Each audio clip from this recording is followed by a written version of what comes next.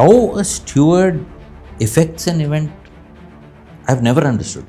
But there are many stewards not welcomed by many organizers, and there are many stewards are not welcomed by some sponsors. Oh, sponsors too. Sponsors. Oh, So in this environment, how to strike a balance? In the FMSCI, which is far more democratic, motorsports need some autocracy. Democracy doesn't always work. always work. I mean, just because the president doesn't like it doesn't mean it won't happen.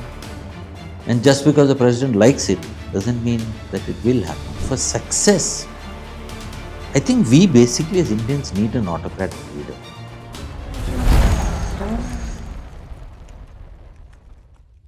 Hello and welcome again to episode 4 of Talk Room by Turbotonic. Today we have with us Mr. Zayn Khan, a person whom I would say is a treasure house in the world of motorsport. He was the former president of the Federation of Motorsports Clubs of India and a renowned steward. And we are happy to have him with us. Welcome, Zayn. Thank you very much, BK. Happy to be here with you.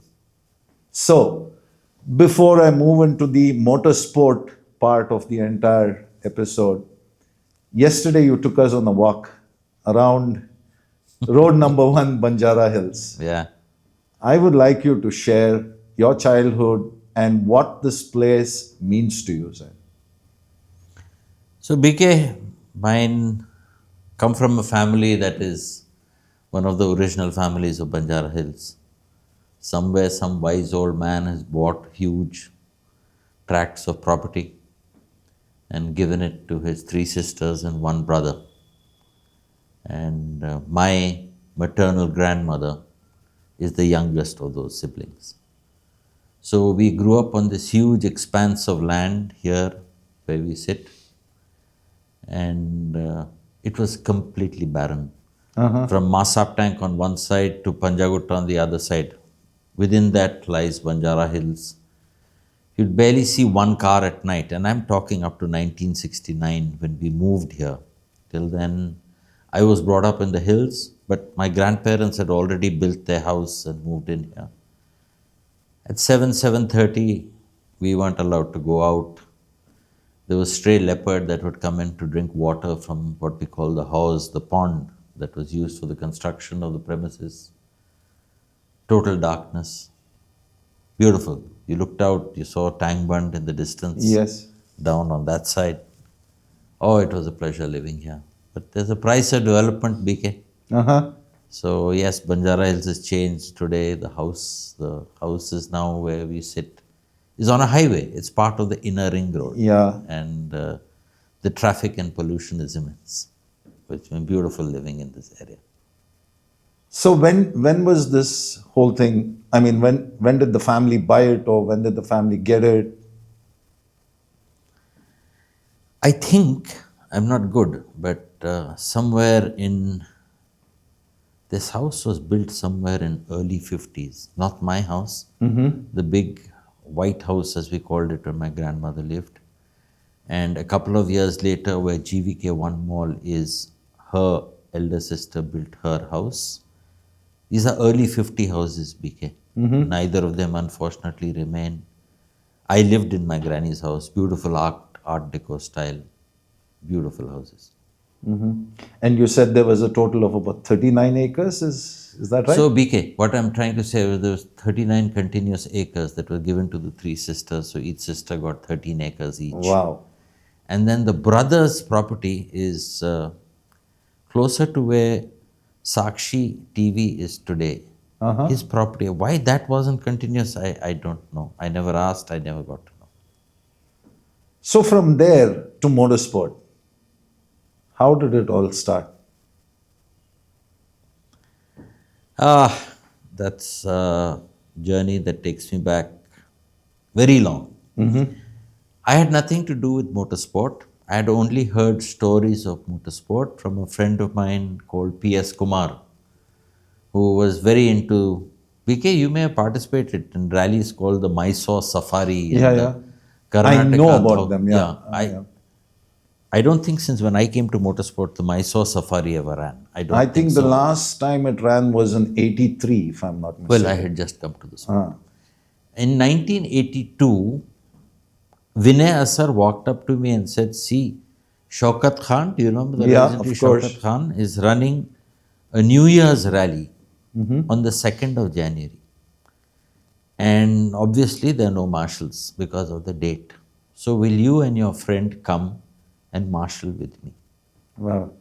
I said, sure, you pick me up, drop me back, I'll come and marshal. I've never done this earlier. This was for the Mysore Safari. No, this was for the Hyderabad New Year rally Oh, run wow. by the Andhra Pradesh Motorsports Club. Okay. I had never been part of motorsport. I did not know motorsport apart from exciting stories that my friend P.S. Kumar would tell me. I didn't follow motorsport. I've always followed cricket, table tennis to an extent. Yeah, that was about the sports I followed and I played. So I went out. I remember there was a place about a couple of 100 kilometers from here. It was TSD event called Nancharla Gate. If I'm not wrong, that was the name of my TC. We established TC and I was a marshal Wow. that took time Yeah, in yeah, I know. and wrote on the time card. That's my beginning of motorsport. Thoroughly enjoyed it. A couple of the competitors I remember from then were the legendary Thirmal Roy on a bullet motorcycle, Uh-huh. the famous rally driver Kiran Modi's nephew, Om Prakash Modi. Okay. Unfortunately, I have to say the late Om Prakash Modi, he recently passed away. Yashwant Jhabak, I think these were the guys, or maybe Yashwant wasn't there. These were the guys I remember from that event. So More bikes, less cars. what were your impressions about the sport initially? I mean, in the sense it is a TSD rally. I mean, we have people who watch the Sholavaram and that got them excited, etc., etc. So what were your first impressions and how did that passion take over from there? Uh, Actually, it didn't. I liked being a marshal, but it didn't draw me to the sport. I was willing from there on to marshal whenever called for. And now, having done one event, I was considered a partially experienced marshal. So then I told the boys, see, I did this, it was quite good fun. You go out in the countryside, it's quite nice. So we then started volunteering. There was a group of 16, 18 of us who used to, in the Charminar challenge, take the furthest TCs. We always asked for them, 4 continuous in a line, furthest TCs.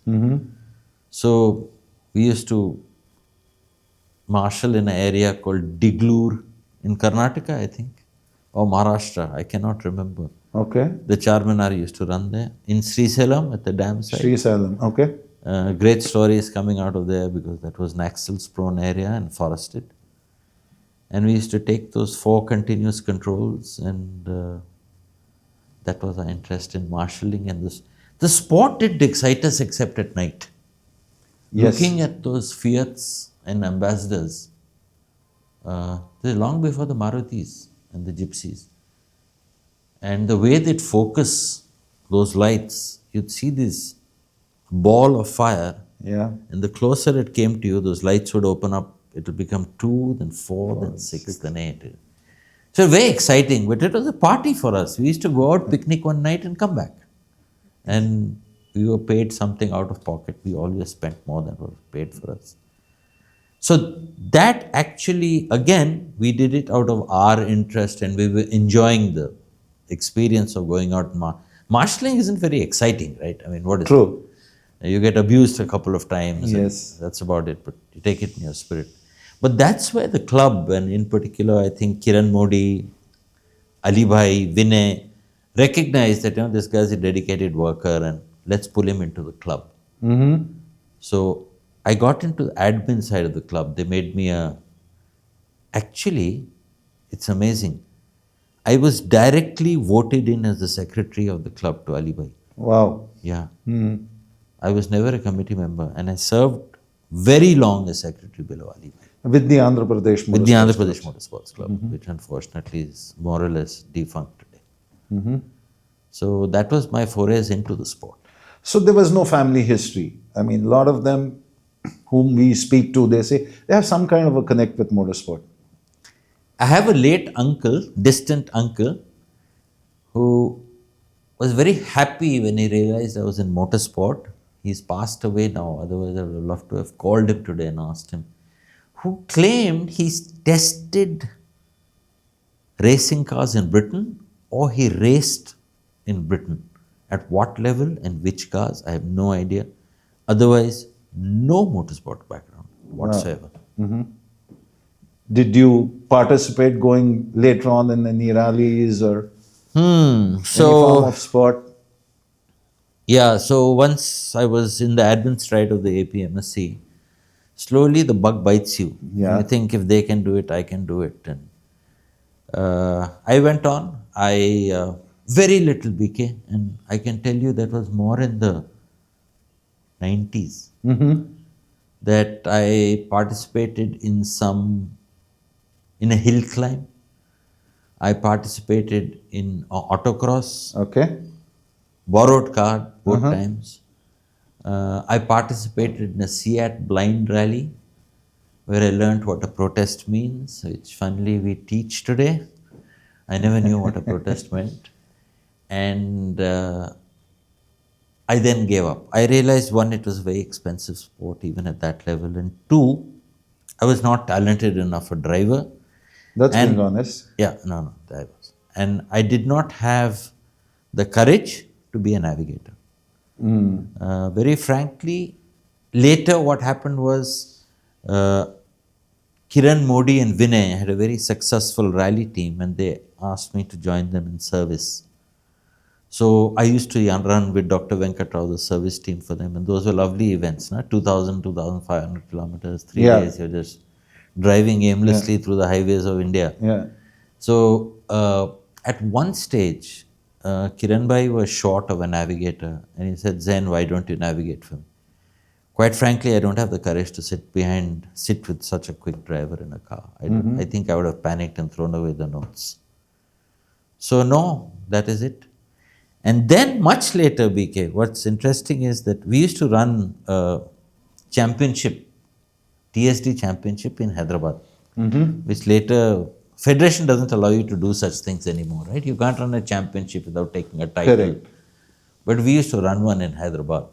And very interesting concept. 5 COCs, each one allowed to participate in the other fellow's event. Huh. So like I was clerk of the one event, Okay. but I would run in 4 events. And how I ran in those 4 events was the all ladies team that was formed and the driver got pregnant. Wow. So these 2 young girls, 14 years old, one is Vinay's daughter, one is my friend Nitin's daughter, and Vinay's wife, they were short of a driver. So they called me and said, can you please? I said, but you want it to be all ladies? I said, no, we're just desperate to do it. These 2 14-year-olds were maths whiz kids. So they were our timekeeper. Anu would navigate and I would drive. We came 3rd at that championship. Wow. And we won one of those events. But yeah, that was it. I never participated. So was it a state championship or was it, we used to have those state championships and then it became national, you couldn't run state championships? BK, today the word championship is owned by the federation. Correct. So Yes. you have to pay title fees. Yes. Why did we use the name championship? Each win we wanted to give points. At the end of 5, best of 4 results. Aggregate the points and declare the top 5 winners at a prize distribution. Then FMSCI got smart to it and said you had to pay some fancy fees. So, going by what you say, is it really necessary, and going by your story, is it really necessary that you need to have a real motorsport background to get into the sport? When you say get in, what do you mean? I mean, on the admin side, for example, or marshalling, stewarding, Marshalling, youngsters come to. Stewarding, okay. Yeah. Admin, no, you don't need a motorsport background. I don't think you do. A basic background of marshalling or working back in your club helps. Because it gets you familiar. Motorsport is very different from other sports or anything else you do. As far as stewarding goes, being from the sport matters. It definitely matters, VK. I've stewarded at every level in this country. And what I can say is being a steward in racing without racing is a challenge. Till today, whenever I go there, I ensure that I have a very senior racing steward With you. who is a reluctant chief steward. There are many in our country who are reluctant chief stewards because they don't like to write the decisions, or they're not good at writing the decisions, or they know the rule but they don't know where to look for it. So that's where I come into play. But that nicety of it's a racing incident and it's a deliberate incident, you need to race to Understand. to understand it and get it spot on. And even then, I've been part of decisions in racing that mistakes are made. The wrong guy is penalized. Having said that, to come back to your question, yes, in racing, it definitely helps if you've got stewarding experience. In go-karting, you got to learn. It's the fastest of the sports because you're taking decisions like that. Yeah. You've done it, I've done it. Rallying is the hardest stewarding unless you got a flair for it because hardly anything is visible. Yes. So it helps. It helps to come from the sport, but it's not necessary. Okay. So moving forward, there are what you call icons. There are hero figures in the sport in different places. Like, for example, we always hear the name of Karivardhan, or we always hear the name of all these greats. So in Andhra Pradesh, okay, the old Andhra Pradesh, who were some of the stalwarts? Because right now I don't see many people who are out from either Telangana or Andhra Pradesh actively in motorsport. Those days, who were the ones? By way of drivers, there were many, BK. Yeah. Many. We had Kerman Pestunji. Yes. The Pestonji Vikaji, Yes. right? Farooq Vikaji is no more. Oh, I see. But Kerman is there. And Kiran Modi, Yes. Thirumal Roy. Yes. Do you remember Baba Sidhyanand? A name called Baba Sidhyanand. Rings a bell. Drove a Tata Safari. Yeah? Not really. Very popular. Great guy. Vinay Asar, but more successful as a navigator than a driver, I think. Shaukat Khan came from Hyderabad before he moved to Bangalore. Those are the names that come offhand. But then we also had very strong motorsport people in Ali Muhammad and Dr. Venkat Rao who helped shape me. Yeah. So who were your look up to people? Because I came from admin, I learnt a lot from Vinay and Ali Bhai.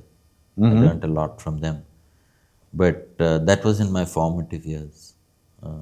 Later on, I must say that I've been most influenced, if you say one motorsport personality who's influenced you the most, unashamedly, Nazir Hussain. No doubt about it. Yeah. What I learned from him, the way I learned to think from him, the way I saw how to take decisions, I have to give him a lot of credit. So it was only rallying and a little bit of autocross and hill climb that you took part in. Very little. Totally. And rally was what? TSD. Huh? TSD. I don't want anyone hearing this podcast think I was into speed rallying. I wasn't, I assure you. Yeah. Yeah. So you talked about stewarding. How did your stewarding journey begin? How did it begin? Somewhere, how old are you, BK? 57. So you may have been around, but you've been counted underage. So I was 30 at that point. which means you're 6 years older than me, so you were 24. So you may know what I'm talking about. Federation decided that they needed to run a series of small talks, I won't call them seminars, followed by a simple written test. And they would license stewards. So one was run in Bangalore, one Chennai, one came to Hyderabad at the Taj Krishna Hotel. 15 of us who wrote that exam. Gopal Madhavan conducted it. And I was one of the few who passed it. Oh. Okay. But I never got a license. So I contacted the federation and said, why don't you give me a license? So I was told that you must be 32. You're only 30. So I said, what is this? I was never told. This is an unwritten rule. You need to have the majority. Today I support that rule. Yeah. Yeah, Why fully. 32 and not 30? No, this is the trick question. I have no answer. And actually we brought it down to 30 now. Oh, you did? Now, Okay. Akbar last year said, Zayn, let's make it 30 and get the youngsters in. Okay. So that means I wrote the exam in 1992 when I was 30. In 1994, my whole stewarding thing, my motorsport career very times has been suddenly that opportunity. Okay. And that's why I tell everyone, you just wait your time. I get a call appointing me as a steward for the South India Rally. Which was a part of the championship? Of course. Okay. And it was because some other people had dropped out. And I just got this window of opportunity. And I Took rushed. it. And I took it. It so happened that year, in my very first year, I did 3, what is now called the INRC events. I did 3. Now, how did that happen? Moment I became 32, I contacted Gopal. I said, Gopal uncle, where's my license? He said, I don't handle it anymore. I said, then who handles it? KD and Anil Bhatia handle it. So I called KD. He said, you asked Anil Bhatia to vouch for you. So I got Anil Bhatia. Anil Bhai, you were there with Gopal. Please help me. Yes, I'll have your license issued. He called KD and said, I have it issued. Within a month, I had an appointment. Okay. So I was thrilled, and then first year I did 3. I must admit I was struggling. Those days used to have 3 stewards going out. Yeah. The club steward concept hadn't come in for rallying. We had 3 full stewards that went out. And I'd be the 3rd steward or the 2nd steward because I was junior. The license never said junior or senior, it just said steward. But so I learned rallying on the fly. But having been part of organizing the Charminar Challenge, having been part of organizing many events in Hyderabad, I had the experience of the organizing side. Now it was to look from the competitor side and balance it. I took to it. I'm telling you, I took to it like a fish to water. I found myself very comfortable there. And that is why in very few years, very few years, in 6 years, I was still a 2nd steward by then. Okay. And I was observing a little bit. The concept of observer had come in. And in observing, I was trained by Farooq's dad, Homi. Okay. Homi Commissariat. Yeah. Nazir Hussain to a bit. They taught me how to observe initially. And I turn up, this is very interesting. I turn up as a steward, not an observer, at the South India again. My chief steward was C. Sridhar. Do you remember him? Yes. And due to some family commitment, he could not attend the first meeting. Okay. So there were these 2 young stewards, Kunal Banerjee, the late Kunal Banerjee, and me, who had to decide who would take over as chief. All right. And by seniority, he should have. But he said, no, you take over, and you seem to know the procedures of running the meeting better than me. So look at this. Suddenly I'm Again. the chief. And you know which meeting this is, BK? Which? Sorry? Meeting this is. No. Why that meeting is always remembered. This was the beginning of the, if I call it FMSCI, MAI split. All right. This is where at the first meeting a letter was presented, which is part of that case of some illegal thing that had been done, and the two tire companies were at war, and it was a bit much for me. But I was intelligent enough to know that it had nothing to do with the event. They were fighting a larger battle and bringing it to this table, and I just threw that paper aside. But that is where my first memory of that split starting. Which year was this? 98, 99. 98, 99. Or 99, 2000. Yeah, somewhere. So I became part of history. Yeah.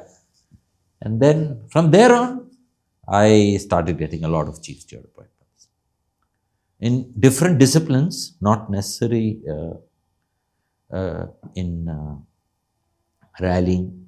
Because shortly after that, the split happened, Vicky. Unfortunately, I don't have a proper calendar of Events. when that happened to when MAI was formed. But then MAI suddenly got formed, right?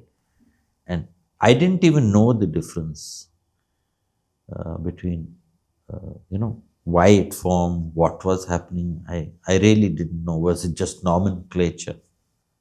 Till I got a call from Farad saying, Zayn, I am the MAI Rally Com chairman. Will you be my permanent observer for the year? I said, yeah, sure. And that's how I started working with MAI. There was no political move there. And I was also very clear, BK, that I remained with the sport. I saw no reason why I should not work with the MAI. I remained with the sport. I mean, if I hadn't been the observer, maybe you would have been the observer. I know it was held against some of us for very long. That's okay. Yeah. All that is over now. It doesn't matter. So you're saying talent plus knowledge plus luck. How would you grade it? Luck first. Yeah. Okay. Without luck, you'll never get the break. Correct. Talent you need, but it won't last for long unless you got immense knowledge. You need immense knowledge, and you need to. If you notice recently over the years, the old world stewards, some of them I won't take names, attended our seminars. Some wrote the exam, some didn't write the exam or assessment. Some did miserably. I'm not permitted to reveal marks. But in the seminar also, you would have noticed, BK, they're still in one old world style, thinking they know it all. They don't rehome themselves. They don't skill themselves. They don't read the new regulations, and still they believe they know it all. Yes. Every year when we appoint stewards, this problem is brought up to me by the organizers. Yes. What are they talking about? Correct. So, yes. You need to go further in stewarding, you need that knowledge, and you need to keep going ahead. So from the Indian stage to the international stage in your stewarding, what was, again... In the end, you're going to call me a lucky fellow. So I was working with the MAI, and I was at one of our meetings in Bombay. You never worked with the MAI, right? No, I didn't. No. So the one treat of working with the MAI was you worked out at Liberty Cinema and you ate lunch at the West End Hotel next door. And Nazir Hussain, for the last 27 or 30 years, then only ate fish and chips there. Only ate. Wow. You could do the buffet or the fish and chips. And one day after the meal, and I was taking the afternoon or evening flight back to Hyderabad, he said, Zayn, I need to talk to you in the lobby before you leave. And I said, I'm in trouble. And I came out and he said, can you catch this was Monday. can you catch the flight on Wednesday to Indonesia? What on earth is that? I don't even have a visa. Say, Indonesia, I don't need a visa. So I said, what's this about? He said, the Indonesia is running a contender round of the APRC. Okay. And we need an observer. And you've been observing very well in India. I was the permanent observer, by the way, for the MA. So will you please take on this assignment? My God, I was excited. But I had to fly back on the Monday and catch my flights and go out. I had no idea where my tickets were, nothing. And he said, all that we organized. Don't worry about it. And there I was. I was in Indonesia with an APRC contender event observer. That's my first international event. Yeah. Now you'll say, why did everyone drop out for that event? Why weren't the international observers going there? There were Australian chief steward and observer that were appointed for that event. It happened to coincide with the 10th year of the Bali bombing. Oh. They were expected trouble. The Australian insurance companies withdrew, put an embargo on Australian citizens from entering Indonesia for those 10 days. Wow. Worked out for me. Yeah. That is amazing. Amazing. That's how you get a break. Well, yeah, you got the break, you might call it lucky, but then your history over here, obviously. I became the first choice of Nazir to send out. Yeah, my hard work here paid off when I got that break. So it was recognized. It was recognized. But I mean, just imagine if those weren't the circumstances, maybe I would have got the break after 2 years. Yeah. But then after that, every year I did 1 or 2 APRC events. Every year. I've done Indonesia many. I did even my last international break assignment was Indonesia. I've done China 2 or 3 times. I've done Indonesia 4 times. I'll tell you another interesting one. So here I was observer. Then I always got the assignment to be the second steward. APRC, by the way, has gone back to that, right? You noticed in Chennai. They have steward, second steward, club steward, and observer. Yes. We in India for budgets aren't doing that yet. So I'm appointed as steward to New Zealand. I'm really excited. I've never been to that side of the world. Right? There's 2008 or 9. And 2 days. Again, I'm telling you, luck. Couple of weeks before that, what's his name? That Max Mosley scandal broke. Okay. FI wanted to convene a meeting, I think, to ask him to step down. Gary Connolly was my chief steward in Australia, from Australia at the rally of New Zealand. Gary carried Australia's vote. Oh. 2 days before departure, Gary withdraws from the rally. I became chief. And where did the vote go? I don't know. But there I was in Rally, New Zealand as an APRC chief steward. Luck, no? A lot of luck. Well, they could have probably appointed the club steward as the chief instead of you. Club steward can never be the chief, even the very senior guy. Never. Wayne Scott, my contemporary in motorsport. Same birthdays, same wedding anniversary days, same. No, he was the club steward. Peter McNeil was the observer. Yeah. So again, just pure luck. I would have remained second steward and never. That's my only chief steward assignment internationally to date. All right. Yeah. And how's the journey been? I mean, you went on to do many things within the FI in terms of stewarding, right? I mean, your exams that you did, the seminars. Can you tell us something about that?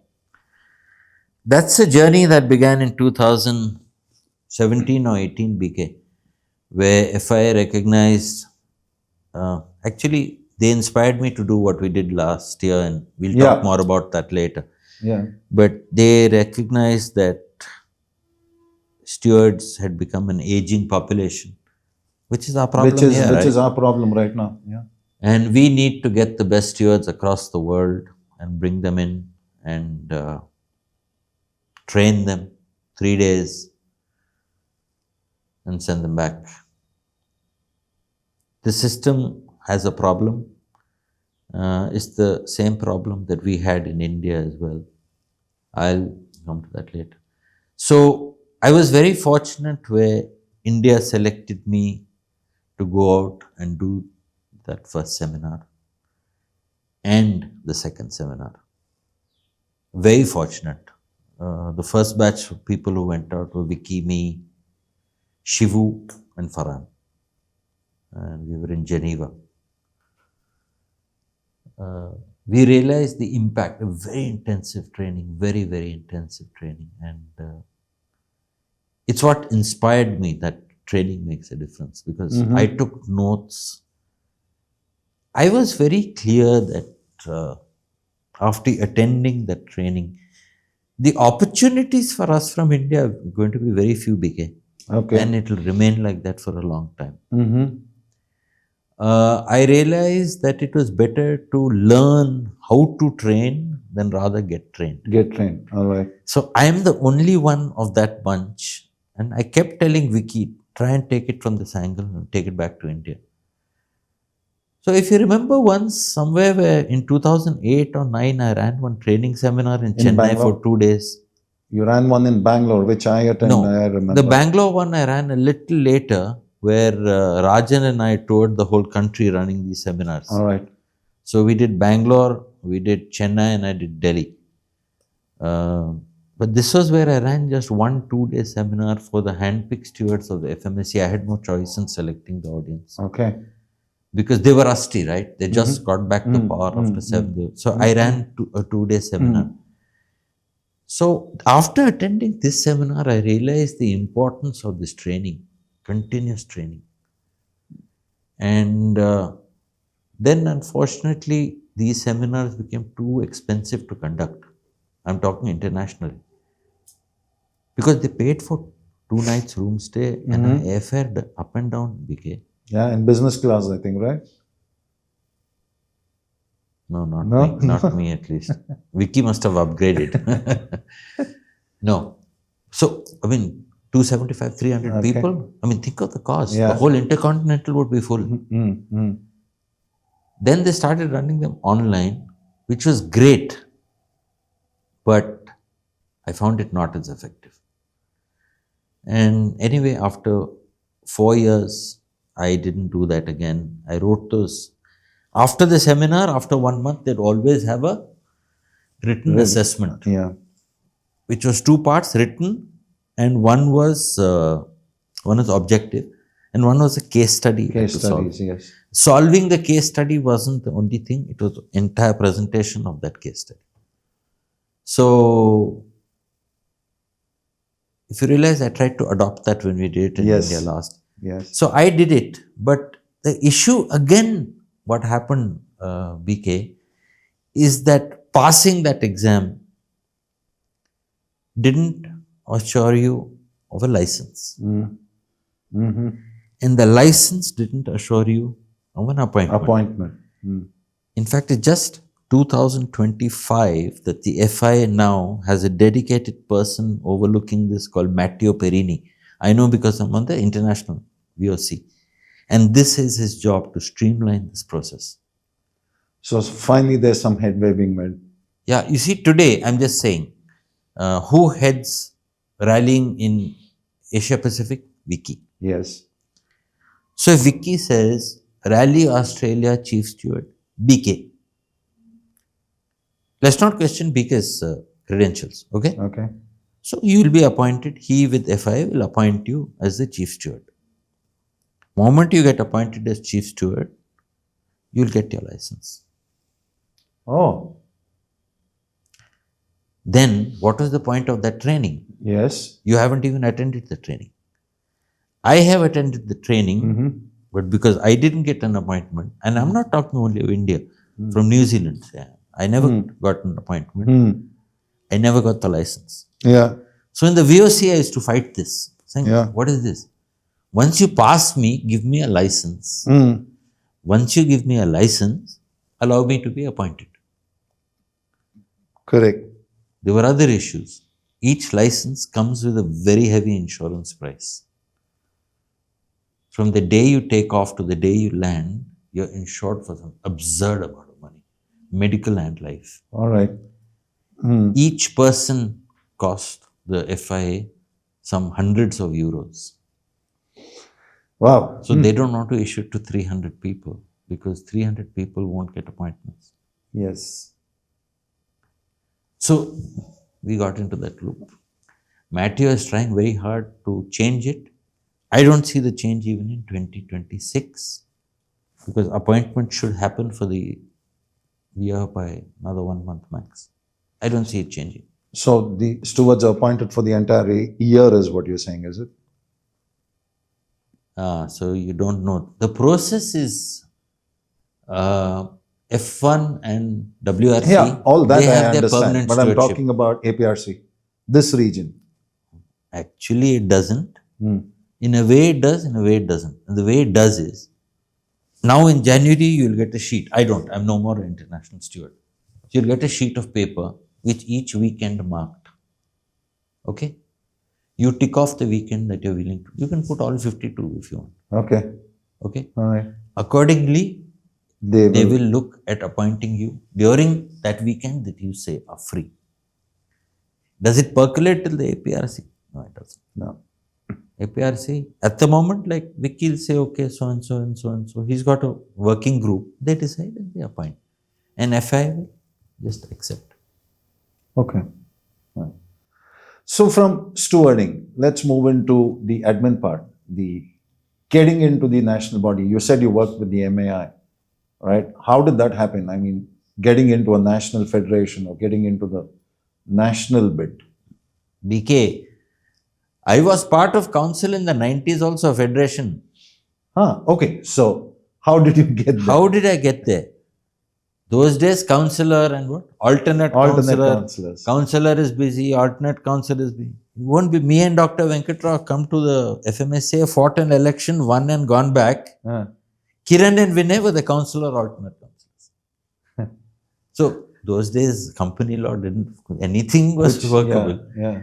So, I've attended a couple of council meetings then with senior people, Shamik, Sridhar, Homi, Darius Batena, Nazir, Dr. Vijay Malya. Okay. I was a kid, but I was overawed. Couldn't understand Yes. much. But in MAI, it was simply because there were too few of us. We were playing multiple roles. But I was never part of MAI board. Yeah. Never. Farad, me, Farooq, we were in charge of rallying. Farad was rally com for most of the time. And then I took over. Yes. So I was never part of the board. Never. Yeah. But Nazir had his own team in the board and he was comfortable working like that. A very autocratic style of working. That's why MA achieved what it did. Yeah, I was about to come to that. In Yes. that autocratic. So what did you see in Nazir? You said if I have to point out, there'll be one person and that is Nasir Hussain. What was that quality that distinguished him? Not one. Multifaceted, yeah. I'll tell no. Yeah. Multifaceted personality. I know also disliked a lot in motorsport. Maybe because of what MAI did, but the formation of MAI, obviously, because he represented India and then Yes. FMSA felt that he stabbed them in his back, right? But whatever be, I don't want to go into the merits or demerits of that. If there's one thing, BK, and I can take it that today some people tell me that, and for me it's the greatest compliment. I think the clarity of mind that Nazir had and how he could just disentangle the cobwebs in a situation, in a decision, in a motorsport situation was remarkable. Okay. And that's what I say I have always strived to emulate and tried to learn and train myself to have and be able of. And today I'm very happy when some people say, you have that clarity of thought. So for me, I've done justice to my guru. Was it in one particular discipline or in all disciplines was he the same? PK, he was permanent steward of WRC for a few years and permanent steward of Formula 1 for more years. Yes. I'm sure he would have been as good at karting. He was brilliant. Yeah. He knew the rules and the code back of his hand. It's from him that I learned how to use the code. Everyone keeps the code, no one refers to it. PK. Yes.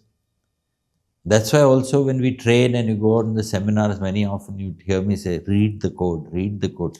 Most people find the gaps in the GPs and say, where's this? It's all in the code. The code covers you, if not explicitly, implicitly, it will cover you. He was brilliant. One of the finest stewards I have worked with and learned from. And I trained below him, actually trained. He also had a seminar for us. And I trained below him, just 7 or 8 of us. Manjeev, me, Farhad, Farooq. Srinath, just steward. It was very good. So how was that period? The MAI and the FMSCI, that whatever was happening. Very difficult. Very difficult, very hard. Too much politics.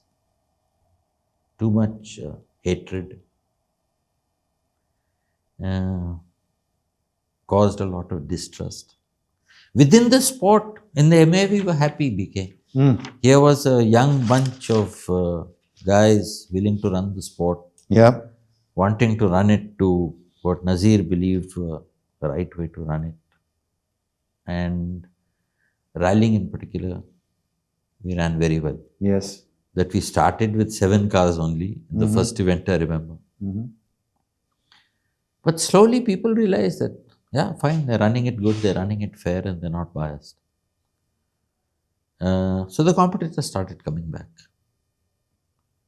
And he introduced a lot of new concepts. Nawaz had a baby, Rally Star Cup, she called it. Which is like a one-make, very simple rule car. Yes. Did you drive one of those? I didn't drive one of those, no. I was before that. Yeah, before that. Many people came back to drive it. Yeah. Some of the older people also came back to drive it. Produced some stars. Filipos Matthias from there. A lot of guys. Arjun Rao is from there. A lot of drivers. Even Dean drove the Rally Star Cup when he made his debut. Did he? Yes. We were still running it then, were we? 2008, I think, if I'm not mistaken about that. Had Dean arrived? K1000, when he turned 18, if I remember. Yeah, well, he and Arjun Rao, the other boy, who is Arjun's cousin? Vikram. Vikram. They were the two baby faces. I remember them once in my steward's room. I couldn't believe their age also. Baby face. Yeah, so you had little things like that the entries went up and it ran.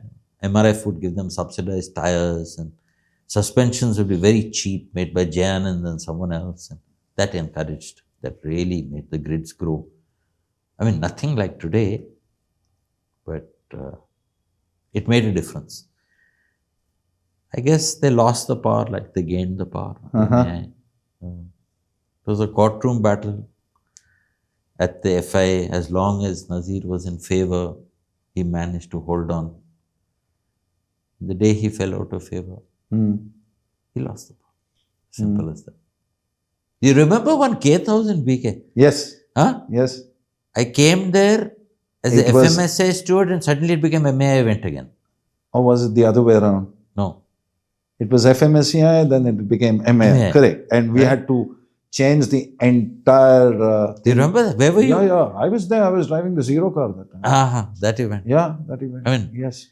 ASN changed midway through the event. Midway, no, just before the start Just of the before, event. yeah. A day or two before, I remember, we had to redo the stickers, we had to do the Correct. road books, everything, Correct, the correct. branding. Yeah. Yeah, that was one. Correct. Yes, I What remember. times you lived through, huh? Yeah, yeah, Incredible. yeah. Incredible. Yes. So otherwise, we had no racing because we had no track. Where was the track? Yeah. The only guy who would be willing to allow us maybe to use a track would have been Coimbatore. I don't think that happened. But Chennai started racing. Mm. So Nazir would insist on stewards appointed by the MAI. MAI. But he'd allow the club to appoint 2 locals and 1 guy from outside. Nearly what we do today. So I remember when you went there as chief, it will say Zayn Khan, MAI steward. Ashish Gupta, FMSC. FMSC. Say, Ashish, what is this? Hey, leave me, boss. It's it.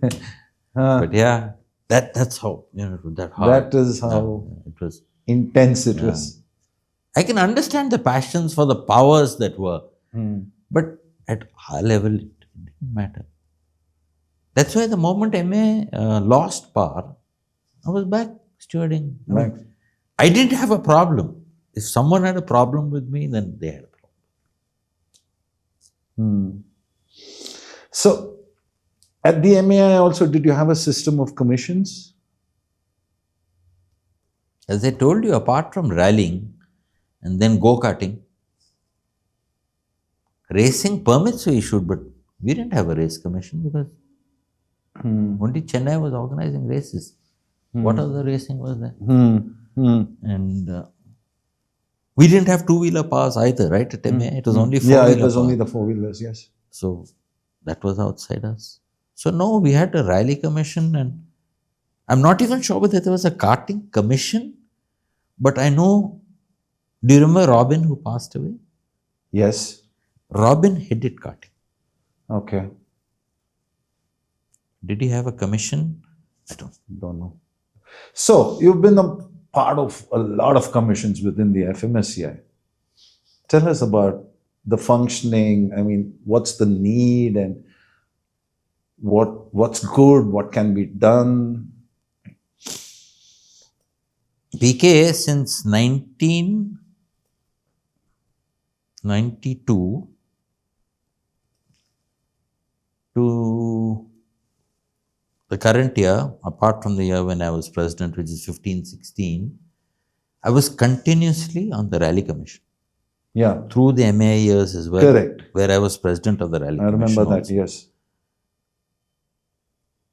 I think our commissions run very well.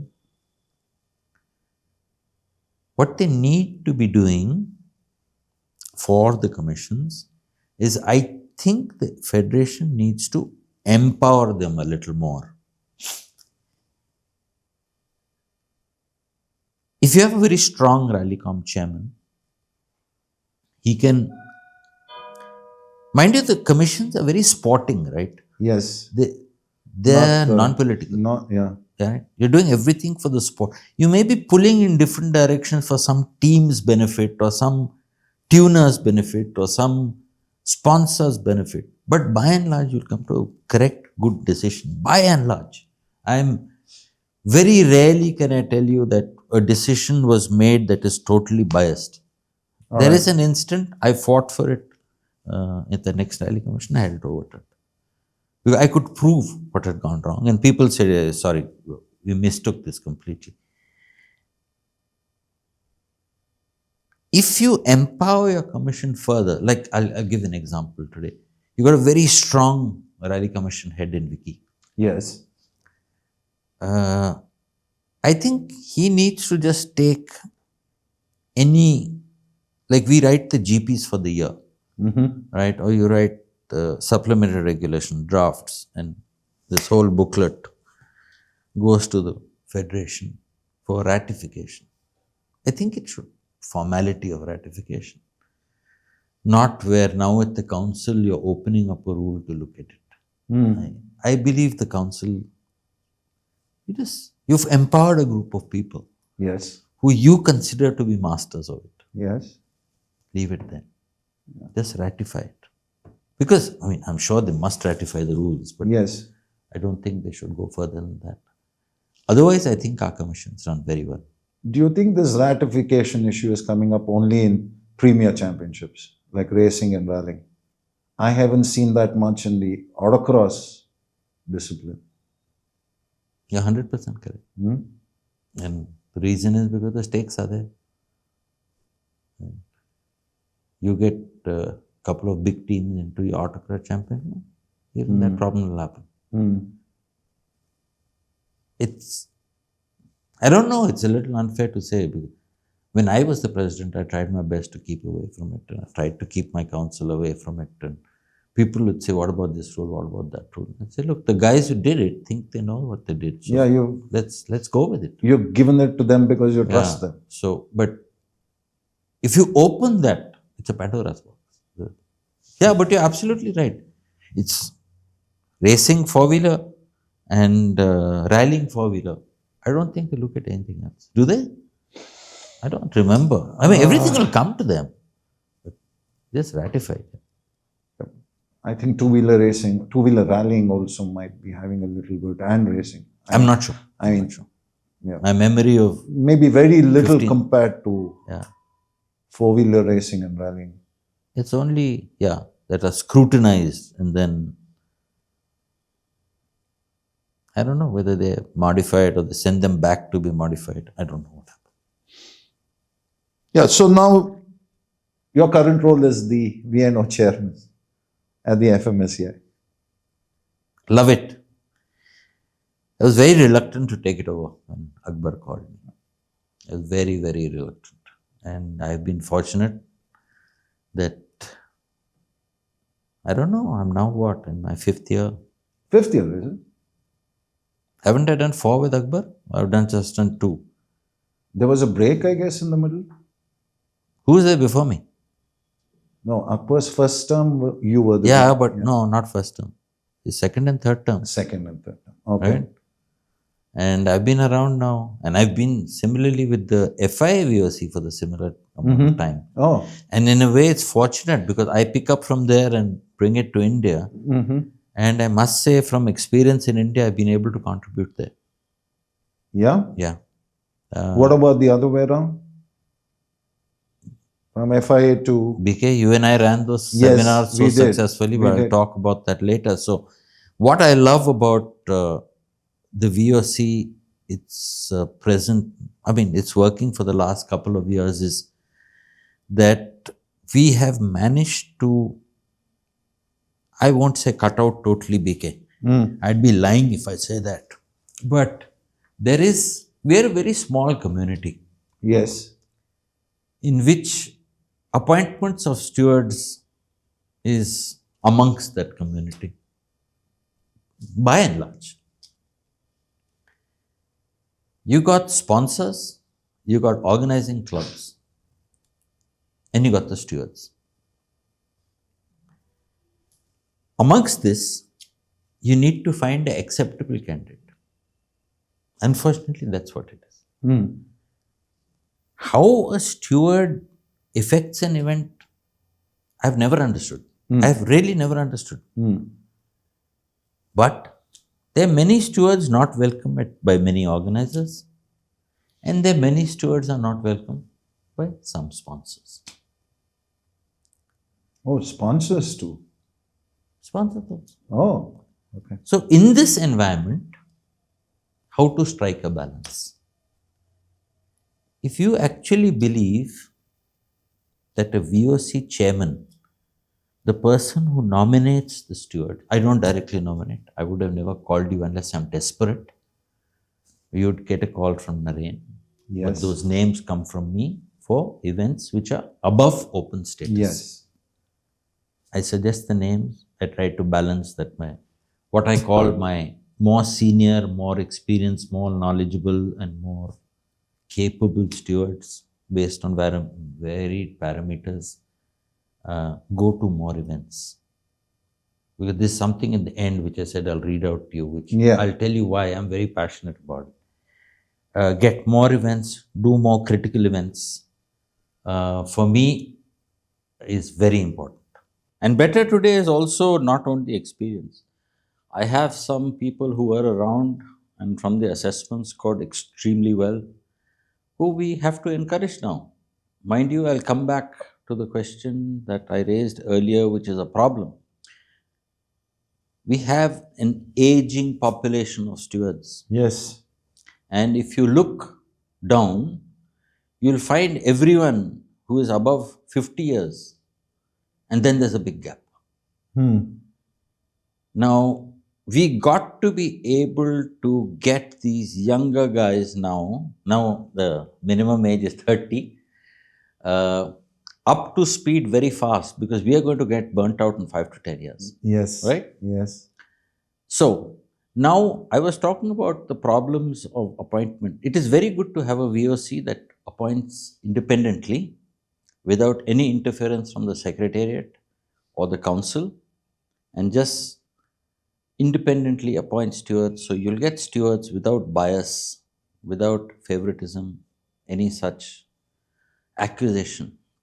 But being a small fraternity, we have problems. You have organizers, you've got the stewards themselves, and you've got sometimes sponsors who are very particular about who they don't want.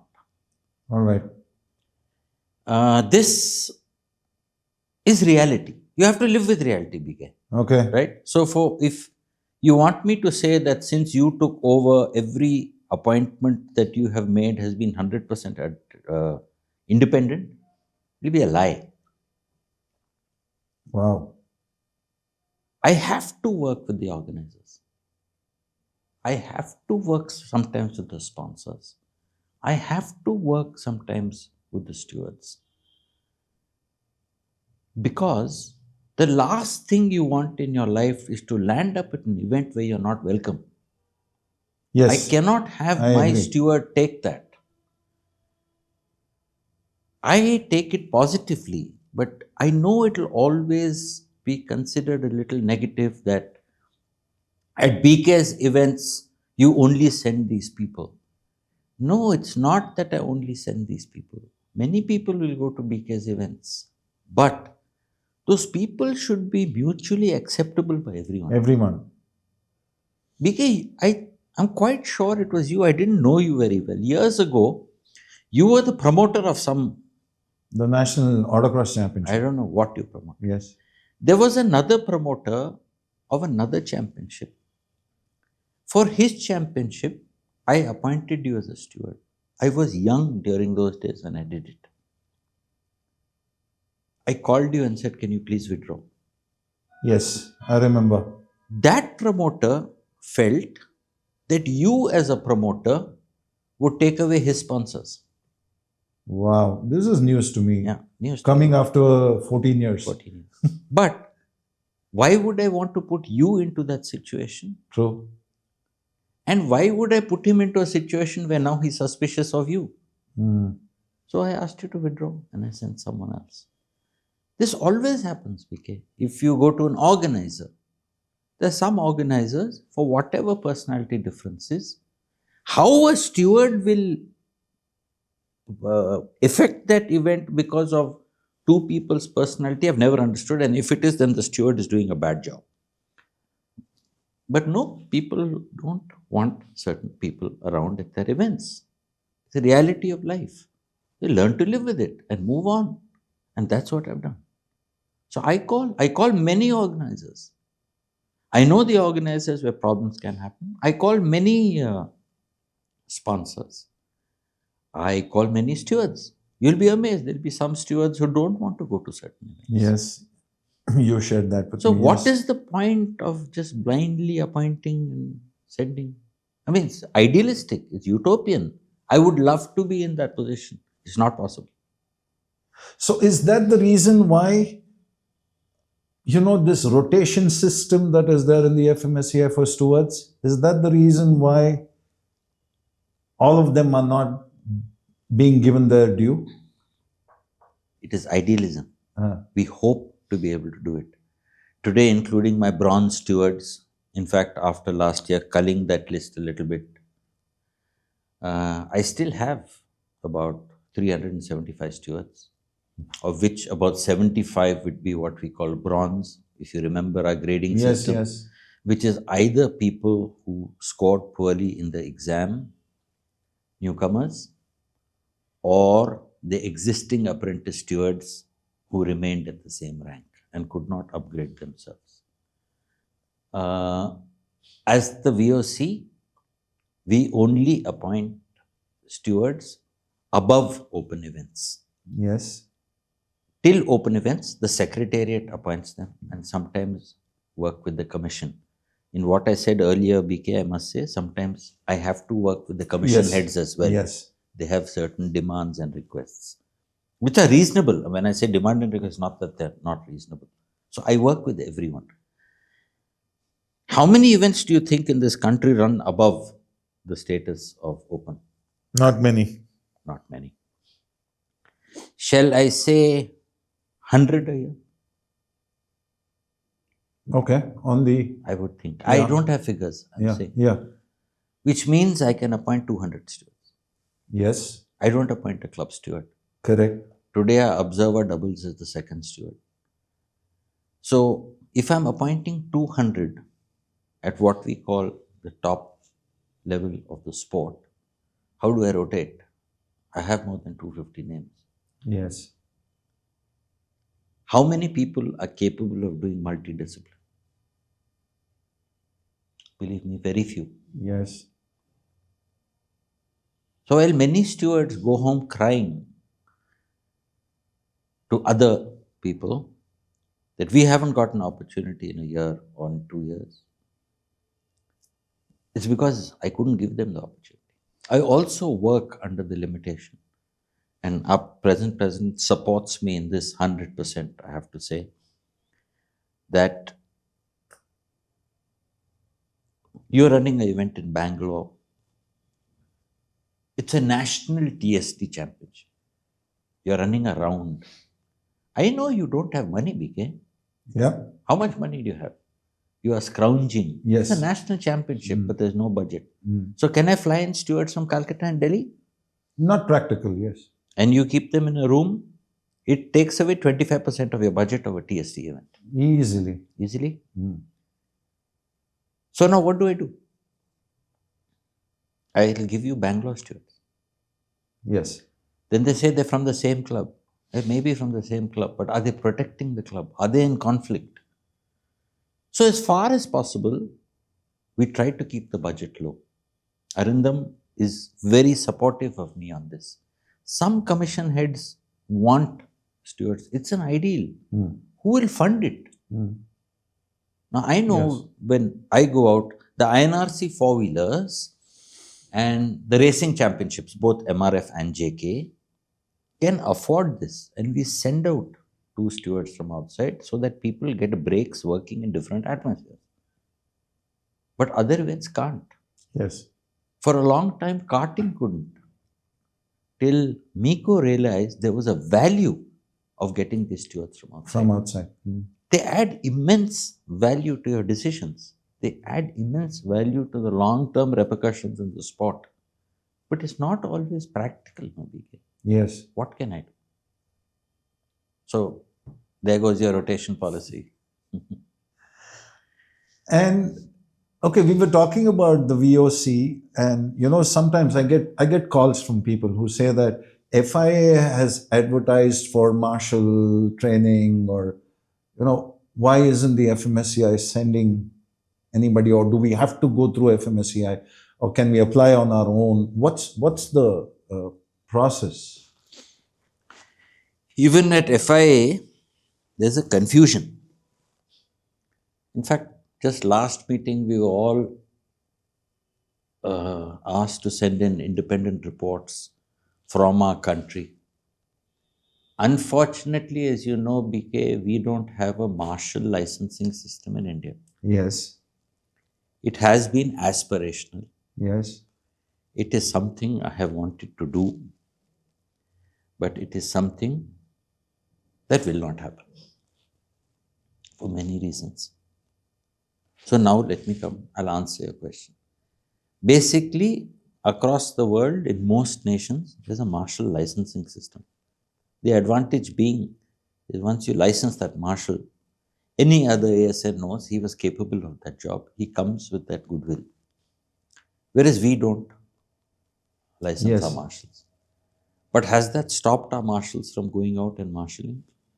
To my surprise, no. And when I inquired, I realized that there are some marshals who work more in the Far East than in India, names I didn't know of, who just go there and now they have a goodwill and they have a martial license there. They don't have it here. Yeah. Then, prime example, a guy who does a lot of Formula One, Gautam. Yes. Gautam is one of your extrication marshals, right? On one of those big trucks. Does he have recovery? Yeah. But now he has a reputation, but he doesn't have the license. Should we be licensing marshals? Yes. Do we? No. What do we do? When someone applies to us, they don't come to me, they come to the secretariat. If they come to me, I guide them to the secretariat. I recommend you do that. They will say, what is your marshalling experience? Just get some letters from the clubs where you marshal. On the strength of that, they issue a letter and also say, we have no objection to him marshalling at your event. With that, they go. Just recently, we had a boy who had applied to the Australian Formula One. I think he made the cut. Oh. Yeah. Wow. So, yeah. There are many who go, BK. There are many who. When I went out looking, I realized there are many who go. So what about attending the courses, the FIA courses, which are advertised on the FIA website? I believe they're very good. Quite yeah, honestly, they are. I've never So what's the attended. procedure for somebody who wants to go from India into that? I mean, you just log in. It's called FIA e-learning. We don't need the ASN. Not at all. No? Not at all. Okay. Not at all. But unfamiliar territory to me, even though I'm part of the FIA VOC, I haven't spent time on that. Sham has done many courses on that. I know. But all kinds of courses, not necessarily martial. There's a lot of e-learning there. And there is there is a e-learning university itself. Yes. So now let's come to the seminar that we ran in 2024, the Steward seminar. I'll tell you. What were your key takeaways? It was hugely successful, BK. Yes. I don't think anything like this has ever been done in India. And I hope it happens again, but you need the full backing of a president and a council to achieve what we did. Yes. There were huge costs involved. There was huge effort involved and huge dedication from all our trainers. Whether it was you, I can name them all because I'll never forget their contributions. J. Balamurugan. People sacrificed work and came out there and trained. Vicky occasionally, Manoj occasionally, Farooq, Raj Kapoor. Amit, one of a brilliant, outstanding trainer he turned out to be. Didn't we have any more? I'm sure we did. We did have Akbar come in for one. Yeah, Akbar. Yeah. That's the one I couldn't attend. It was 2 days after my mother passed away. Raj, so I did it online. Raj Kapoor did it in Delhi. So we achieved a lot. We taught a lot. We facilitated a lot of discussion. And I think many people who attended found huge value add. They spoke to me both verbally. Some of them wrote back to me, very thankful. And some of them wrote back to me after writing their assessments, even more thankful. Because there was a huge value add. A question is always raised, does this raise the level of stewarding? That was in fact my next question. That was. It will ultimately. But you can't stop at one series of seminars. Yes. We put in the groundwork. We taught them the basics. What needs to be done now is that you need to run discipline-specific seminars across this country. Yes. So when I say discipline-specific seminars, I would, budgets permitting, BK, because these are very expensive to move a couple of trainers, even 3 or 4 trainers across the country.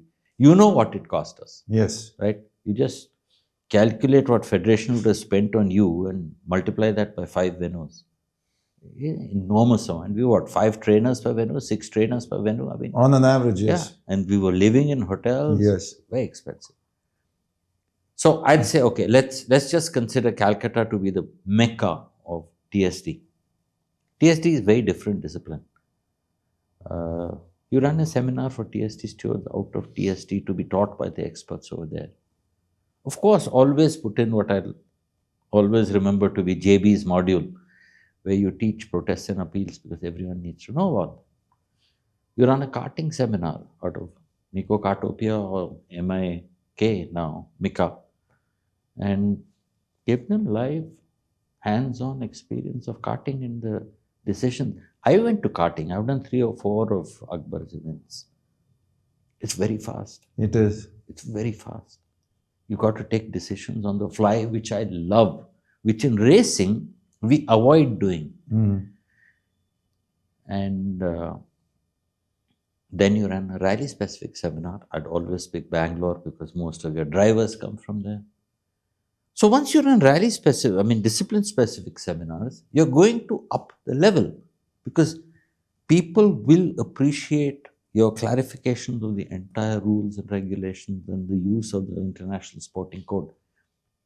This is something we didn't teach in our last seminars. We gave very wide vision. We told them where to look, and how to deal with situations. But there are niceties to every discipline that you need to learn. Correct. I think if that is done every alternate year and a seminar like what we did once in 3 years, the results will show. For sure they'll show. Absolutely. I can tell you confidently now, BK, some of the people who are not known of very well are today being asked for the stewards. Asked for, BK. They're saying, send that guy out. He's good. He helped us. He's working well. His thinking's good. So we made an impact, there's no doubt about it. That's the road to continue, you're saying. It's the only way. Why is FIA trading every year? I mean, there must be some logic, right? FIA not only runs that International Steward Seminar, but they also run what they call I attend that every year, a rally, cross-country rallying and four-wheeler rallying workshop or something they call. I attend it every year. Next time the link comes, I'll send it to you. It's very interesting. Yeah. What do? They presume you know last year's regulations. And they deal with all the changes. All the changes. You're always up to date. Very good. I mean, talking about expenses, we can always do online courses like this, right, Zayn? I mean, I remember you saying, I'm not particularly fond of online, but... The four-wheeler thing I'm talking about is an online webinar. You can only type in your questions. I think it has a strength by controlling costs, and I'm sure it has a benefit. I've benefited from it. But I think it has a lot of downside to it. And what are we asking? Every participant is paying for himself. It's just the federation taking care of the trainers and the venue and the hall, right? Yes. So it is a large cost, but it's worth. PK, it's how you prioritize it. Yeah. Unless you have top-rated volunteers and officials, your sport will never grow, BK. True. It will never grow. You can bring in the best hardware in the country. It won't grow unless you got fair decisions. It won't grow unless there's complete integrity. So for me, it's a huge priority. But people don't look at it like that. They don't. So to add on to that, I mean, remember you were saying like now if the FIA appoints a chief steward, he automatically gets a license. Yeah. right? Yeah. Even without writing an exam or doing the seminar. The same thing has happened with the seminars that we did. A lot of people didn't write exams, a lot of people didn't attend the seminars, but they're still being appointed. How can we answer this? So, in my first meeting, when this idea was born, BK, was just Akbar and me. Yeah. I think VSS was with us. And he said, why haven't these been happening? And I told him, I think there's a hesitation. I suspected, and I'm fairly confident I'm right, you would have a lot of people who would drop out from writing that assessment. Mm-hmm. Fear of failure. And I don't think in India we could afford to lose a huge number of stewards because of that. Because on one side you'd say we'd bring in a lot of fresh blood, but they wouldn't be ready to do all the events. Yes. They wouldn't be, what should I say, match ready, if I can call it. So I said, what we do, Aku, is that we will run these seminars and train everyone, whoever wants to attend, and then write an assessment which will benefit the newcomer and help the senior stewards. We will give all our trainers, I call it immunity or special dispensation, that they don't have to write the assessment and the status of their license remains. And for the rest, we'd make it optional. If you don't want to write it, don't write it. But we will not upgrade you. Plenty of senior stewards that are now called gold chose not to write. Yeah. They are not my first priority appointments. They are my second priority appointments. Because today I have enough gold steward license holders to manage all my events. So while occasionally they will get appointed, they're not on high priority. This is happening more with the open events. I mean, people. Okay, you were talking about the assessment. I can figure that one out. But then, people who haven't even attended the seminar are getting appointments in the below the championship and the for the open events. Let me put it that way. PK1, as I told you, we don't appoint Yes. open and below. Yes. And sometimes the paucity of stewards, the location, demand that people like that will be appointed. It can't be helped. And just because they didn't attend it doesn't, I don't necessarily believe they needed to be removed from the system. Yeah. But I agree, some of them haven't done very well at these events after attending them. So once those reports come in, then unless you're desperate, you don't. At least I don't appoint them. But if it happens at the secretariat level, then they may be desperate, you don't know. True. I mean, I've been there. I've seen that. Yes, people try to lobby for appointments also. 100%. So, yes. Come to the next thing. You've been very vocal and idealistic about conflict of interest, right, in the sport. I mean, does it really work? So for me, conflict of interest, BK, is not limited to, but very, very important when you're stewarding. If you're an official, if you're in conflict of interest, the best decision you take will always be a weak decision because people will not accept it. Because they will say the decision was taken out of his conflict of interest and is not fair. The best decision you take. But conflict of interest, apart from being a steward, in our small fraternity of motorsport, will exist. It will exist. Yes. There are ways and means that you are taught to avoid conflict of interest. If there's a decision regarding you or your club, let's say at the council, you should recuse yourself. Do we do it? I don't know. I haven't been there for 10 years. But when it comes to officiating, I don't think we can compromise on that. Yes. I mean, I've had situations, VK, when I wasn't appointing and the federation appointed themselves or commission heads appointed. I don't know who appointed stewards. Where I had a case where we've had a relative or an uncle or a father when the son was rallying or racing. This is ridiculous. This is ridiculous. And there's no excuse. There's no excuse. So now what I do is, I mean, sometimes it happens, BK. I mean, I've appointed you as a steward and suddenly, let's say your daughter chooses to rally and you're already there. I can't replace you. Mm-hmm. So I say if there's a decision regarding her, her team, something affecting her, which in rallying can be quite Quite, yeah. difficult Yeah, because you could be knocking out a second placed guy, but that moves your daughter from 7 to 6 and seals a championship. So True. it's very complicated. Yeah.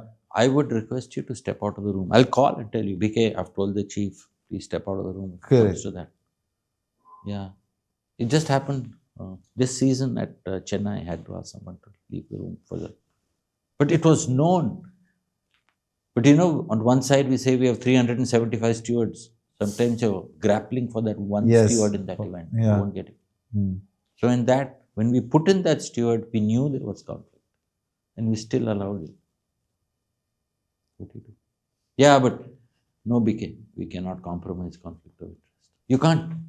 You can't. And it has to come from the individual, BK. It cannot, we can't police it. How do I know who's related to who? That's true. How do I know what the connections are? How do I know the commercial interests? Why blood interests? Only even your best friends, good friends in the sport. Best friends. Even that can also be a conflict, right? Yeah, I mean, but usually it's relatives. Usually it's commercial interest. How am I to know, BK, commercial Correct. interest? How am I to know your sponsor in your championship and how it will affect you here? How am I to know all this? So you put the onus onto the steward. You declare your conflict of interest. No one declares. Are they conflicted? I don't know. But we are getting mails now from the federation saying that declare your Declare your conflict. conflict of interest. Yes. But it's your understanding. Like we always said in the seminar, it's for you to judge for yourself. Yes. And the golden line I always use is, when in doubt, trust your doubt. When in doubt, step out. Yeah, step out. Trust your doubt. Just keep away. Yeah. But some people believe that they're above it. That that conflict of interest or that bias will never come into their decision. And I wish them well, and I hope so. And I trust them also. But nobody else will believe it. That's what's important. It's that other competitor, it's that other person who has to believe that in that decision there was no you won't bias in conflict the it. Why will you believe it? You won't trust. Because if it goes against him, he'll definitely bring this up. So that's why I say a very good decision becomes weak once there's conflict of interest. No, not compromisable. Lovely insights. Now coming to your part where you were the president. What does it take to be the president of the federation? What are the pitfalls? What did you experience? There was another person who wanted to become president a couple of years after me. He didn't become. He called me. He said, I have a chance. Should I take it up? I just told him one thing. It's very lonely at the top. Very lonely at the top. Is that a general feeling, or was it something particular that you felt? I think it's true to the post. Okay. First, let me tell you how I became president. Yes. Again, luck or Yeah. bad luck. I know that. Bharat Raj just passed away. A very good friend of mine. Always, may his soul rest in peace. And I think the federation just decided that they needed a unanimous candidate, that no election should be held. Mm-hmm. That turned out to be luck. And I was sworn in president at UB Towers, Vijay Mallya's office. Yes. Yeah, Dr. Vijay Mallya's office. So now let me come back to, I was just reaffirming my thing about luck being very important for motorsport. Once you're at the top or you're the president, I think you got to do what's right, BK. That's the way I am. That's the way I've been brought up. I'll only do what I think is right. I'll listen to everyone, but I'll only do what I think is right. But I think people expect you to do favors. People expect you to take sides. And for me, that's not possible. I refuse to go down that route. I was just a president because Bharat served for about 6 months. I was president for about 15 or 16 months. It's also one of the reasons that it was difficult for me to ever come back. Because I took no one's side. No one. I did what was right. I did what I thought was right.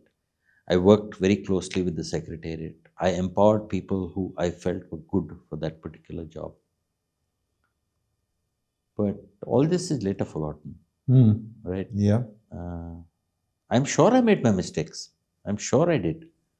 But you'll only be judged by your mistakes. You'll never be judged for what you did. Yes. Which is fair enough. I mean, I have no regrets. I'm very happy I got that opportunity. I'm very happy I was elected in unanimously. I was very happy to work below Dr. Vijay Mallya, who was our chairman at that time, but for a brief period, and then he left. No regrets, but you got to be strong to be there, BK. It's no mean task. And you've got to give a lot of time. You've got to give a lot of time. So would you say working in an organization which has other people versus an MAI kind of an organization, I mean, would it be easier over there compared to the current structure in the federation? It would be easier in a MAI kind of situation if you were Nazir Hussain. Okay. Because he was an autocratic leader. All right. So whatever you did in your commission or as your whatever post you were given, whatever work it demanded, as long as he was okay with it, you were fine doing it. If he wasn't okay with it, it couldn't be done. In the FMSCI, which is far more democratic, there's weaknesses and strengths both sides, right? I mean, just because the president doesn't like it doesn't mean it won't happen. And just because the president likes it doesn't mean that it will happen. There is a system there that you can say works or doesn't work. I'll say it works, which makes it easier for people to work with. But for success, I think we basically as Indians need an autocratic leader. So you need a very strong president. How many of us have that capacity? So each one to judge. But motorsports need some autocracy. Democracy doesn't always work. Always work. You have to take very hard decisions. Because sometimes right decisions are very hard. Sometimes you've got to break something that's been happening for very long. And to change it is very difficult because just the inertia against it.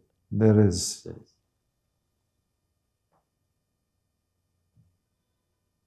But it was fun. I had my fun. No regrets. Ever want to become the president again? It's not that I've never thought about it. It's just this year that people have started saying, why don't you come back? I said, I'll think about it. I'll consider it. And I'll look whether it's really possible for me to do it. I have the time now, BK, but am I still as inclined? And I just need to clear that in my head. But I'm not a guy who'll ever say never again. No, I won't. Okay. So yeah, I'm open. I'm open to it. I may want to come back. When? A different thing. Now with all this flux in our clubs and associations, I'm not sure what will happen at the end of it. So maybe it's better to wait and watch. You mean to say the changes in the sporting code that's Yeah. coming, the sports code? Yeah. Yeah. I mean, we don't even know whether we'll have a seat there, right? How do you stand for election without a seat? Yeah.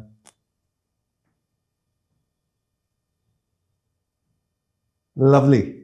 So now we come to our next section, which is the anonymous section, where we have questions from people whom we don't know as asked the question. Yeah. And you were telling me on the phone, you're going to guess who it might have come from. I'll try. Right? The first one is, which is the best form of motorsport in India? And what format do you think will thrive long term? This best is a adjective that confuses me because I have always said that the best form of motorsport in India on most aspects is four-wheeler rallying. Okay. In my mind, there's no doubt. It's what the common man associates himself with, that car on the road. But I think the form of motorsport in India that is doing best for the sport is go-karting. Go-karting. Go-karting. I cannot guess who asked this question. No. Go-karting will produce our future stars. Go-karting is running very professionally. Go-karting is intense competition. Go-karting. Yes. Go-karting, see, I think go-karting is running at an international level. And that's why some of our champs here go there and they're in the top They're 10. performing very well. We have one boy who was in the top 5 this year. Yes. Because The standard is. they are running as we run here. But our other sports are way behind international levels due to hardware, costs, in every aspect. So, I find four-wheeler rallying the best because, as I told you, it's what the common man sees. That car is what he drives, just colored well. He doesn't know the insides too well. But I don't think they relate too much to racing.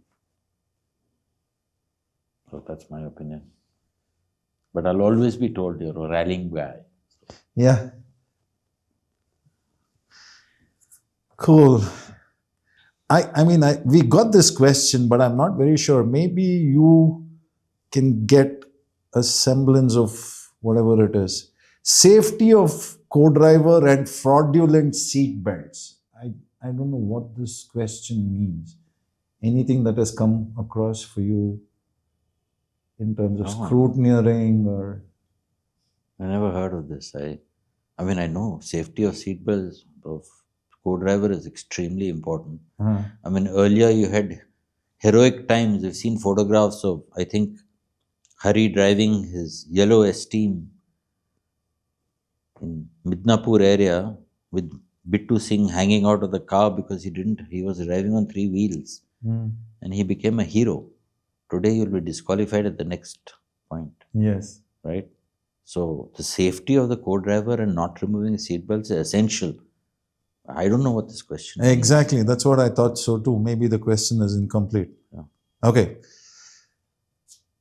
Why does FMSCI feel like a money-making company and everyone who is participating feel like customers of FMSCI?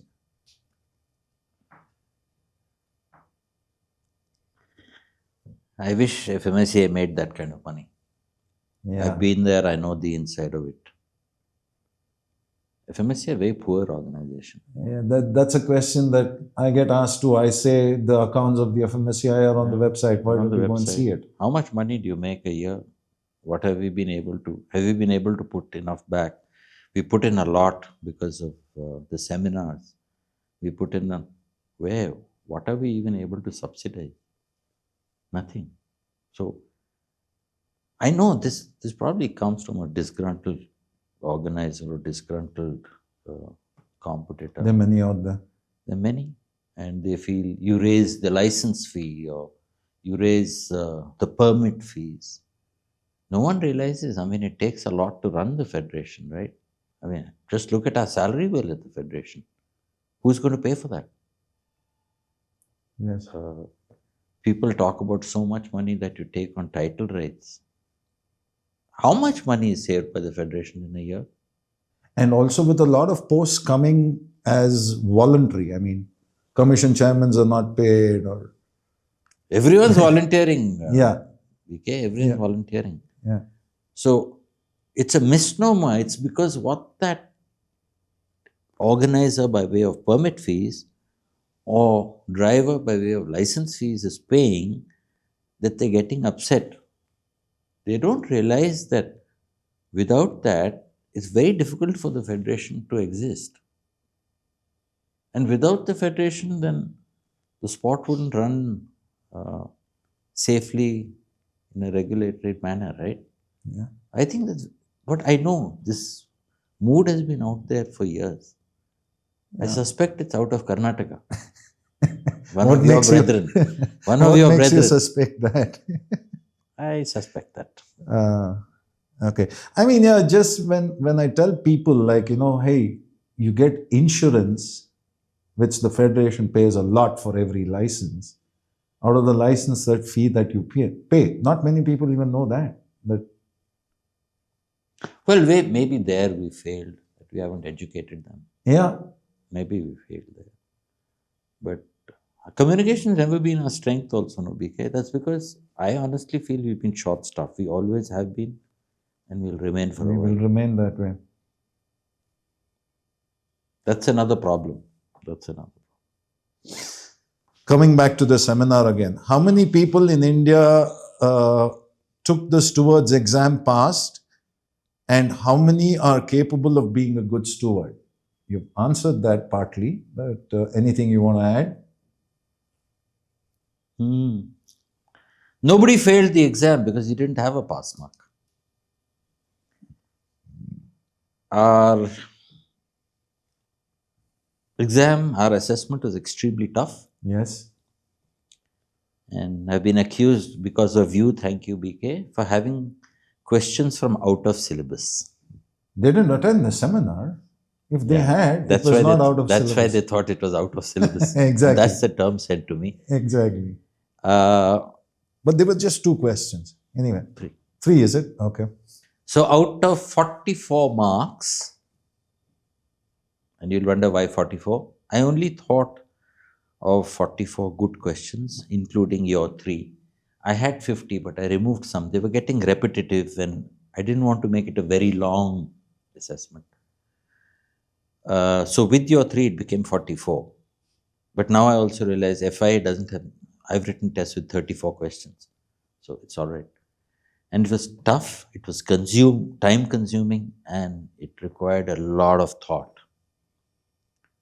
Our topper, and I'm happy to announce publicly, was J. Balamurugan. Despite being a trainer, he decided to do that. And he was our topper with 31 or 32. He was our topper. He was our national topper. And I was very happy. He fully deserved it. And he's proving that he's one of the best stewards in our country, no doubt about it. Is it because of the seminar and assessment? No, inherent in him. But he also, like me, every time you train, BK, you become better. You become better and better, right? Yes. And I think he has benefited immensely. And that latent talent in him has just shown. What was the criteria I had? 1, to get a license above bronze, you needed to be above the age of 28 or 30. I can't remember. It's written down somewhere. If you got 20 out of 44, you are valid for an upgrade. Correct. Okay, so that's confusing. So the existing stewards, all the apprentices who scored above 20, so apprentice is bronze, junior is silver, senior is gold. Yes. And we opened a special class called platinum. Yes.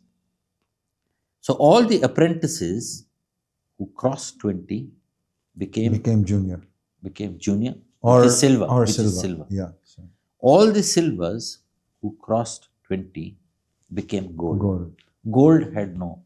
Hmm. Gold, you didn't go up. Hmm. So how were the 5 platinums given? The exclusive 1, 2, 3, 4, 5 or 7 people were given platinum steward licenses. And that was it. So there was no pass mark, there was no fail. I have stewards who scored very poorly, who got 8 or 10 out of 44. Obviously got very, very rattled with that assessment. We're still doing a good job out there. And you'll ask me, how come you're appointing them? Sometimes I have to appoint them. And they're still doing a good job out there. Well, at least they did the exam and they attended the seminar. Yeah. But those marks surprised me. Very senior people. I mean, they just surprised me. But what was very nice was some of the silver stewards or gold stewards who excelled in the exams and are excelling now as stewards. It's very nice, BK, when you get a call, from somewhere and they say, can you send BK sir to be my steward? He's willing to fly you across. Mm-hmm. Obviously, there's an there's a value add to it. Right? Yeah. Now you go into Western India, for example, I'll just tell you, the steward in demand is our doctor, and he's one of the most strict stewards you can find. Like this, I got examples across the country. And they shown themselves in that assessment. They're all above 28. All these guys. So, it was good. No fail mark. No fail marks. People wouldn't have written that test if there was a fail mark. People wouldn't have. Nobody. There was too much fear. There was too much fear. There was. Okay. This is the last one. In the steward seminar, you always said no FMSCI bashing. What do you mean by that? So, BK, as I told you, I have trained stewards since 2008-9, when we came back to FMSCI and Rajan and I ran seminars. I think that's where you're saying Bangalore. Yeah. And then again, I did some training. Very few, sporadic. What I found was that at every seminar I went, people would stand up in the guise of coming to become stewards. I wasn't even offering licenses in those seminars. Yeah, just come and go. I would not offer a license. Because I was in no control of who was attending. I mean, if you had been to Delhi, there was an auditorium full of people. Yeah? I mean, I got overawed. I had never spoken to such a large audience. Who would stand up and start from one story of, in 1994, in a motocross in Goa, and his grouse against the steward. Someone would stand up and say, they took away my second prize at this event on the stupid technical infringement. And FMSCI didn't do anything. So this came down to what I called FMSCI bashing. So I termed that. And that's the opening line always. No FM. I'm not here to solve those grouses of yours. I don't want to hear how bad they are. If they are bad, you fight them at that forum. I am not their forum being represented here to take this and answer you. And I refuse to do it. So I had repeat offenders, and that's why now I just don't put it. Even though, if you remember, in Bangalore, it was attempted very subtly. Yes. And I took it very subtly, just put it off rails. It's attempted. Yes. Yeah. So this is from my side. I mean, when I'm in conversations, we were talking about we need to, bring the young blood in. Let it be into stewarding or otherwise even into the administration of the sport. The people whom I speak with and ask, instead of standing on the outside and do the FMSCI bashing, why don't you come this side and figure out what's happening? They're just not willing. Why is that happening? What would you want them to do on the FMSCI start stewarding? No, I mean, for example, let them just come and sit in the commission and understand what the commission does during the entire year. spend a couple of weeks in the secretariat to understand what goes there every day. They're like, no, we don't want to do that. I worked with a lot of people on the Rallycom, BK. Huh. A lot of people who talk a lot on the outside, a lot of people who got a lot of grouses on the outside, a lot of people who've got huge ideas that they say should be implemented. The younger generation, you're saying? Younger, my generation, slightly younger, all generations. Who, when you talk to stewards, in a seminar or offline, or you talk to them at an event in the service park, or you just bump into them, you start feeling, oh, okay, they're really willing to contribute. So you tell the chairman, bring him onto the commission. After one meeting, they won't attend. And the first task you give them will never be completed. All nice to talk about over a drink, in a pub, some aggression. That's where it stops. They don't deliver. I'll be very open about it. I've come across too many of them. I'm a very good listener, so I enjoy myself with them. I sometimes can even provoke them and speak a little further. I've seen quite a lot of that. They don't deliver. So what's the point? It's not that they've never been given an opportunity. People are dying to be on the commission. Yes. Once you're on the inside, then it's... in 2 meetings, you're gone. I've seen the brightest people who've done very well, both as young stewards, as clerk of the courses, but when it comes to contributing, they don't. So it's disheartening. So don't take that too seriously. No.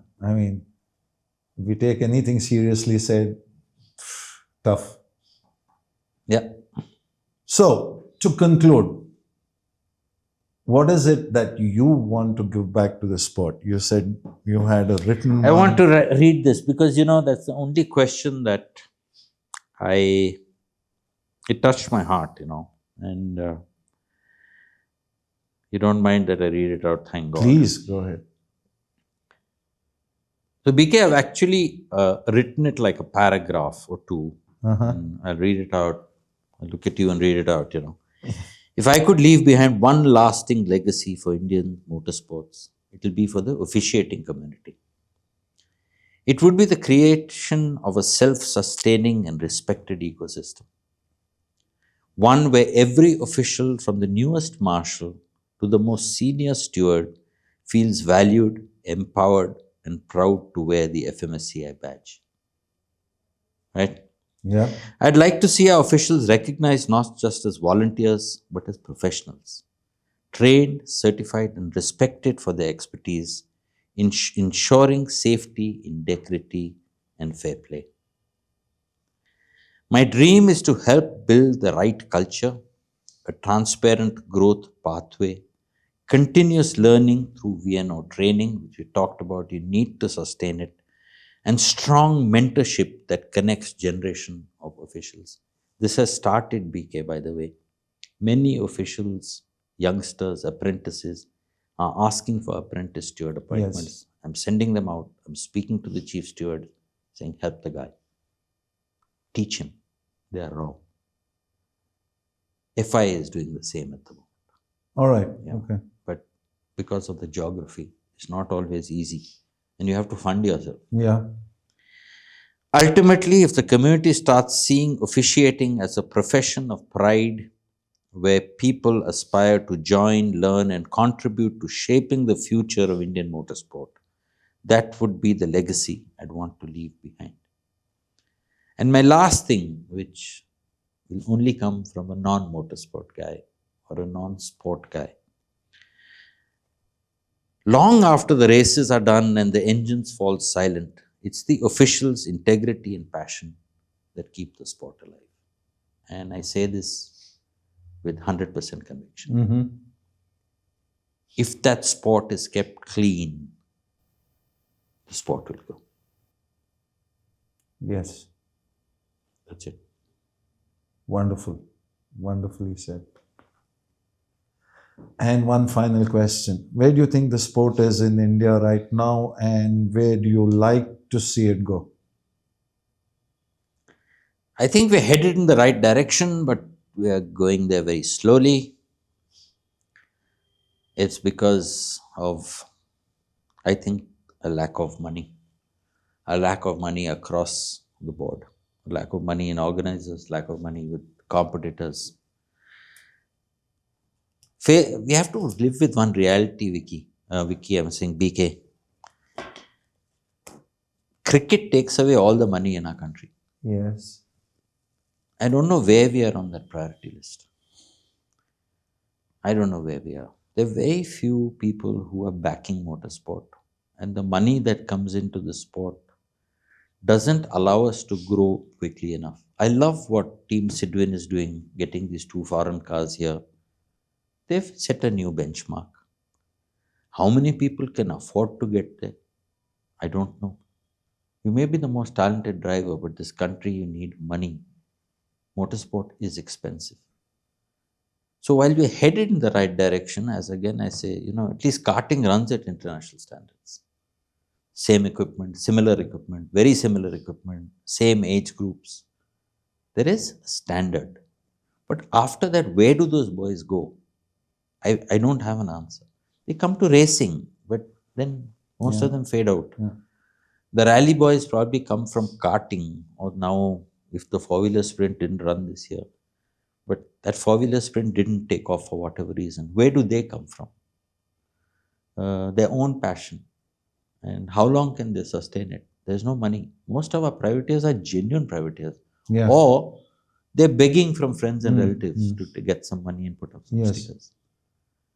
That's as far as I hope the changes in the years and people recognize the sport and the publicity that it brings. What I would like to see in my lifetime really is that WRC comes to India. I'd love to see Being the rally man. FIA come back, F1 come back to India. And I thought this year MotoGP will be back. I don't know. I haven't seen the calendar. No. I really hope these big events, they do a lot for our sport. They bring back a lot more volunteers, competitors to the sport just by running them watching. Yeah, that's about it, I think. This is something that I've asked all my previous guests also, that motorsport after cricket, once upon a time would get half-page write-ups in national news. And suddenly today you don't see, not much. I mean, not to that extent. What went wrong?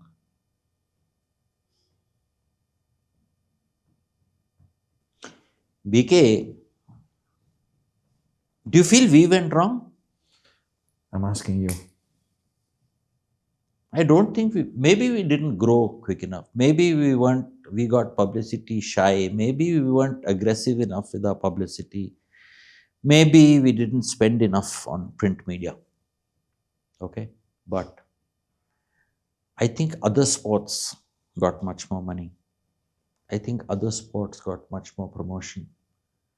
I think they beat us. We remained where we were. Mm-hmm. For example, Kabaddi. Yes. I mean, 20 years ago, if I told you Kabaddi will get more publicity, you would have laughed at me. Yes. Someone fulfilled their dream. I think after cricket, Kabaddi has the second highest. I think, I am not sure. Yeah, even Vicky was saying that, yes. Yeah. Because we keep discussing it because of Sohail and U Mumba. It's tremendous. I mean, Kabaddi is big enough for fixers to get into the sport. So it must be big, right? 100%. Yeah. And it's easier to fix motorsport. Now you have some, it is if very you look at it that way. Tell a steward, he can fix it to you. No. See, look at hockey. Look at football. Everyone got some promotion going in, some promoter coming in, backing, foreign players come. We didn't make it so attractive. We haven't produced a star in long, no? Gaurav Gill is the only star in a long time that we had. That, when you went for an event, if I was wearing my uniform shirt, people say, Gaurav Gill there, sir. Gaurav, Naren and... Naren was earlier. Gaurav became a star. He definitely became a star. I don't know whether we could use him to his full capacity.